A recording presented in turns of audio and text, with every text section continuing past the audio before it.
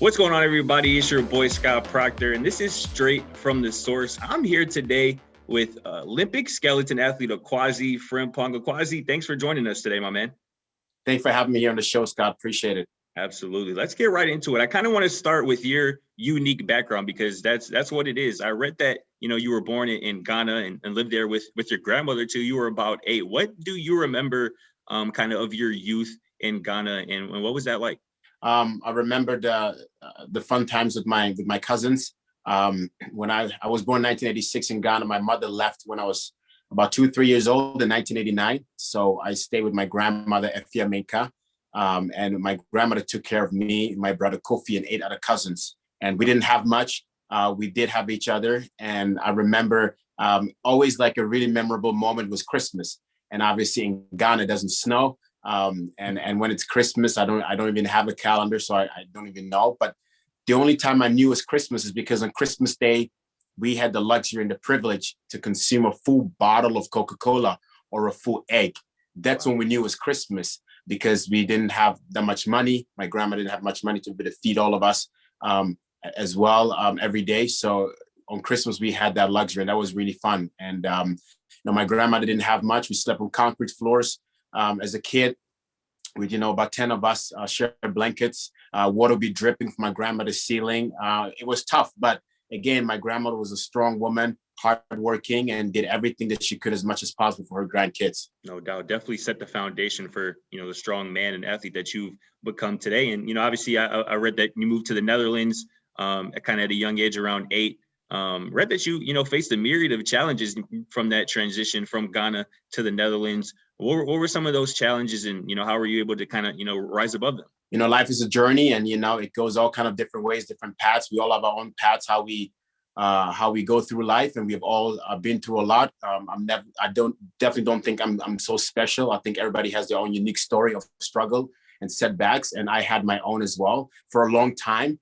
And sometimes you just pray to God, can you just stop for a little bit? But it does make you strong every time. I was 8 when I moved to the Netherlands in 1995. My mom kept her promise when she left Ghana in 1989 to prepare for a better future for myself, my brother Kofi.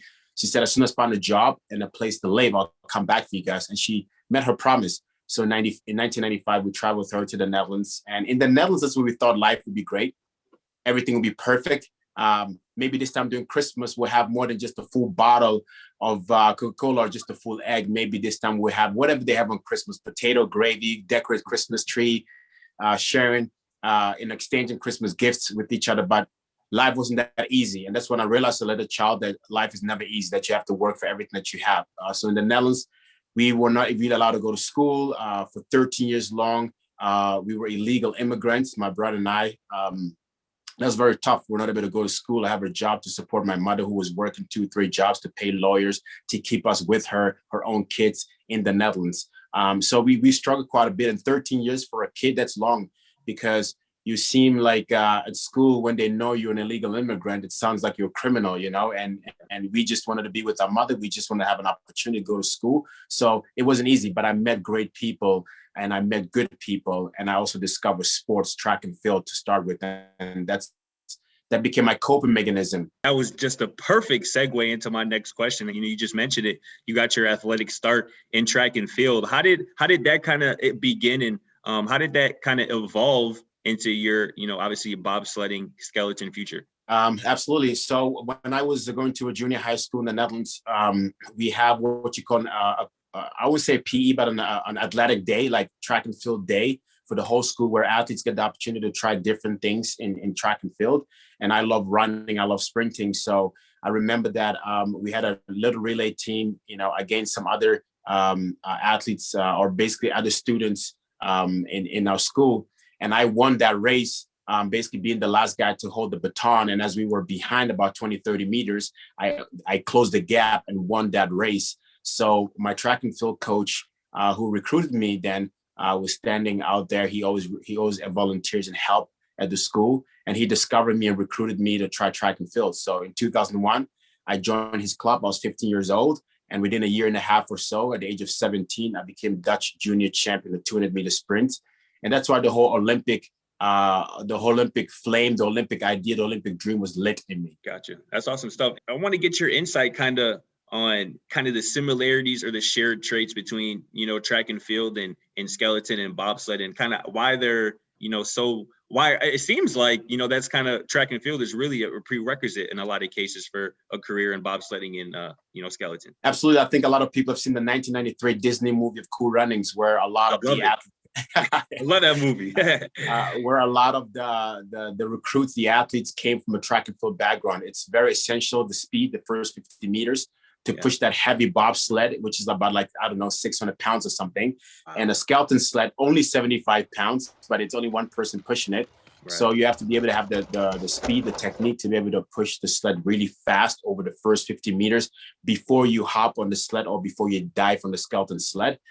So that skill is very important. So that's why it transitions really well. Obviously, you have to learn how to navigate down the hill and try to be as fast as possible. That's tricky, but the push is very essential. 100%. I was gonna kind of ask you. You did a little bit of a good job, kind of again getting ahead of my questions, but I did also kind of wanted to kind of hear your breakdown on how you would describe skeleton to a novice or somebody who doesn't follow the sport very closely.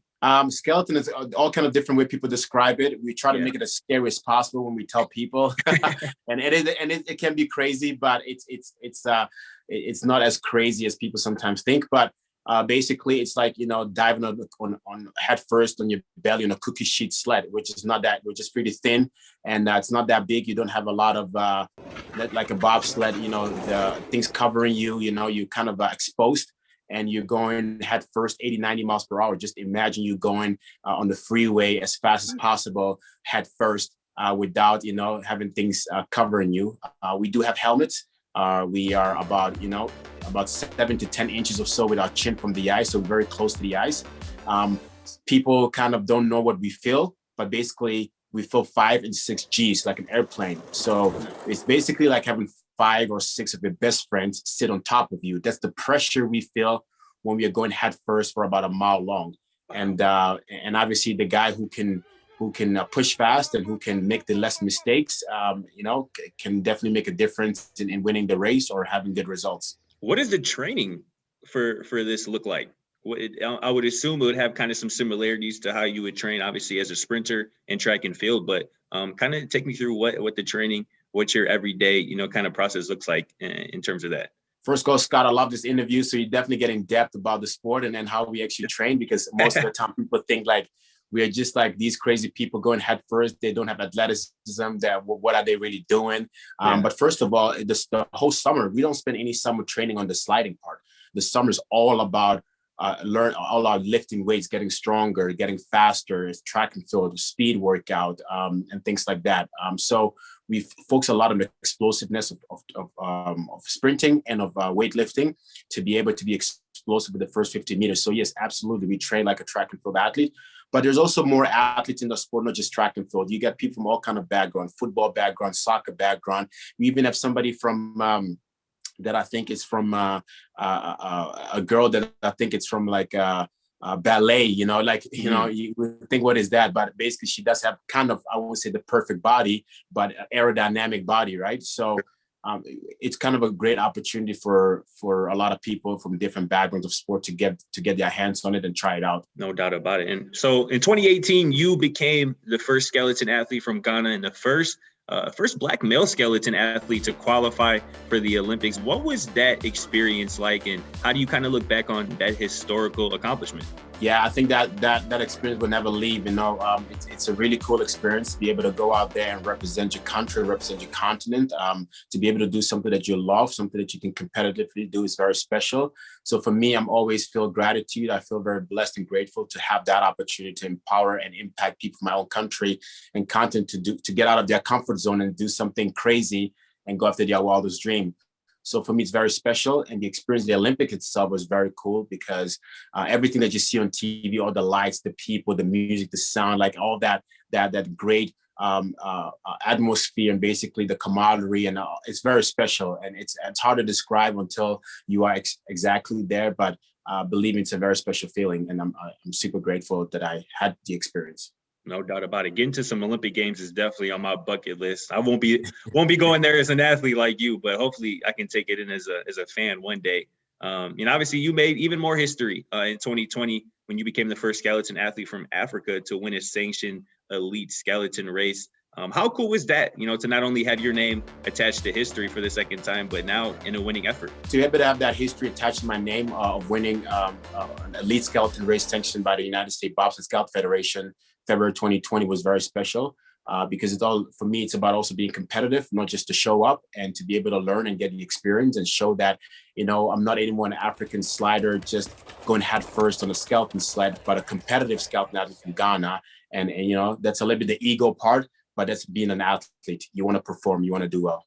You're an athlete. Like you said, you want to compete, you want to show up and, have a chance to, be on a podium. But with your current situation right now, that's a bit in limbo. So that's kind of what I want to talk about. Why are you in limbo about kind of your qualification for next month's Winter Olympics? And what have you been hearing recently? What's the latest on your status? Obviously, I've been training very hard since the 2018 Olympic to go back to the Olympic Games again to perform, to do well, to represent my continent country again, but especially to keep that movement going of seeing African sliders in the sport. That's very important to me. That's a legacy I want to leave behind. And I want more people to follow that as well. When I retire, I want to be able to turn on the TV and see somebody who looks like me, or at least somebody who's from Africa, which means a lot to me. So I kept going and I kept working hard, and I've become more competitive. I'm doing much better as I did 4 years ago. But the Olympic rules are different. The criteria for the International Bobsled Skeleton Federation is different than in 2018. In 2018, I got into what you call the continental representation, meaning that every continent should at least have its best there, and which I think it's a good thing. And so that's how I got in, not being as experienced as I am right now. They got rid of that continental representation quota, as we call that, in 2019. And that I've always fought for that since 2019. People are just hearing about it right now that my coaches are fighting for it.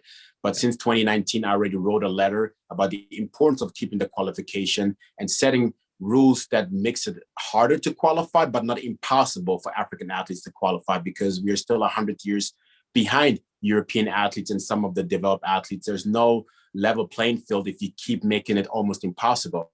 So here we are trying to qualify outright. There's different criteria that you need to be able to qualify. And the women, it's top 45 in the world because there's less women in the sport. And with the men, it's top 60 in the world. And then there's all kind of other rules that comes in place as well. But that's one of the biggest prerequisite. And leading into my last couple of races, I did really well in Lake Placid, had some of my best IBSF career results. I moved up from the world ranking from 72 to 62. I was finally getting into my peak. I was in form. I knew what I was doing wrong early in the season. And my coaches knew that we were going to do well. We were going to at least be in the prerequisite of top 60 doing those last 3 races in Germany. But I caught COVID on December 29th and had races, a couple of days / a week after. And I wasn't able to compete, which means that as others are competing and move up in the world ranking, I'm staying same and actually going more down because I don't have more races to make up for the races I didn't do well. So I'm now 63rd in the world. It means that I didn't make the top 60. And that means that I'm not even being considered in the outright qualification, as I will call it. And that's why it's very important to be able to have the continental representation, not just for people just to show up or for people to show up with a sled in their arm, say, hey, I'm going to the Olympic Games or a free pass. But we say keep it in place and make rules that makes it possible for us to qualify so we can represent our continent. And that's something that we're fighting for with my coaches. It has been declined by the IOC to reinstate the continental quota. And my coach has sent another letter. I don't think there's much going to come from it. But as my shirt said, the hope of a billion, the word hope is in there. And we're always hoping and working hard as well. We'll see what happens. If nothing happens, at least we've created awareness and something to look at in the future. What's kind of your confidence level at this point that this is going to be able to get resolved, that you're going to be able to, get back to the Winter Olympics, something that you've been training for 4 years now plus? Well, if the continental spot wasn't there, I would still had the opportunity to qualify. So I was really working hard to show that as an African athlete, I can qualify like some of these bigger nations, which is a huge uphill battle. It's funding, it's lack of resources, lack of dedicated coaching. There's just so much that comes in place that a lot of people don't think about, that we have to all the things that we even have to do as an African athlete to be able to even participate, right? It's a really uphill battle. So to keep that in place so that we can continue to get closer to that 100th year that we are behind, and make sure that there's a level playing field, and to give us a little bit of a booster so that we can continue to get better. Like the continental representation was there 2018. I was 99 on the world ranking and made it to Olympic Games. Now I'm 63rd on the ranking, which is basically almost what we call a World Cup standard athlete, because in our sport, a top 60 means you are in the highest circuit of our sport, which is World Cup, that's on TV. So I've gained like 36 spots more than 4 years ago, and I can go as an African athlete. It's the best out of Africa, male-wise, and also beating some athletes from Europe, from USA, from other places as well.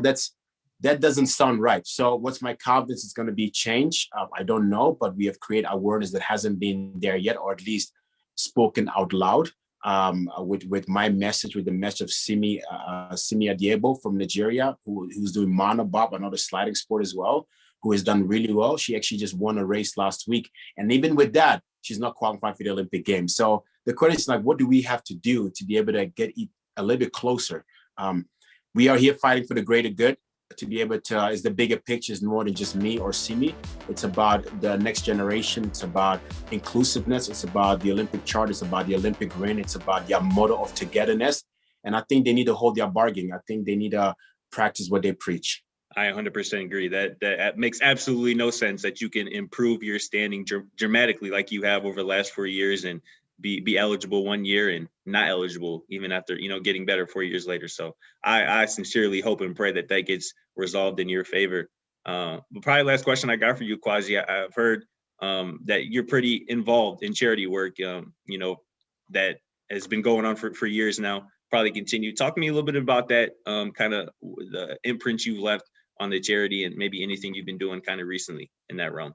Thank you very much. I've been involved with a lot of different, my wife can do things behind the scene that people don't know about. But as far as what people do know is one of the things that I volunteer at the homeless shelter here in Utah, where I actually help them out with their social media stuff. And I kind of volunteered there. But one of the biggest things that I've been doing is the Hope of a Billion. It's a kind of a motto, it's a campaign, something that I've been working on for years, about going after Africa's first Winter Olympic Games medal, but also empowering people from Africa and all over the world, not just Africa, to be able to dream big and work hard and go towards their wildest dreams. And by doing that, I do a lot of charity work by speaking at different engagements, by working with kids and recruiting and hoping to get more athletes also in winter sport as well. That's going to be one of the next big steps that I'm going to include into what I'm doing with the Hope of a Billion. And for me, that's very important. It's about giving back. My coach, Sami Monsos, gave only back. He didn't ask me for much. He gave me my first running shoes. He gave me the opportunity to be an athlete. He instilled the Olympic dream in me. He did everything as much as possible to be like a father figure to me and to help me out. And I think that's important to have that kind of chain reaction, to continue with that. Another thing too that I've done past years, not so much now, is I have a track and field competition called the Golden Sprint Challenge. And I received my first track and field spikes from my coach Sami when I was 17 years old. And it was a fake golden shoe of the Michael Johnson golden shoe, Michael Johnson, the sprinter. Yeah. So that's that. So I've been called Golden Sprint when I won the Dutch gold medal wearing a golden shoe. And so I have a track and field event that I organize here in Utah called the Golden Sprint Challenge. And what we do is we try to get as many high school kids as possible involved with sports, specifically track and field. And then the winners get a golden shoe to kind of what my coach did with me, to instill that in them, to work hard and to be an example and to keep inspiring people to keep moving. That's awesome stuff, Akwasi. That's all the questions I have for you. Like I said, I really do appreciate you taking a few minutes to chat with us here, sharing your story. It's been a blast. But that's going to do it for us here. It's straight from the source for Akwasi. Thanks again, and follow Akwasi on social media and continue to follow his journey. Thank you, Scott. Appreciate having me today. Sure thing.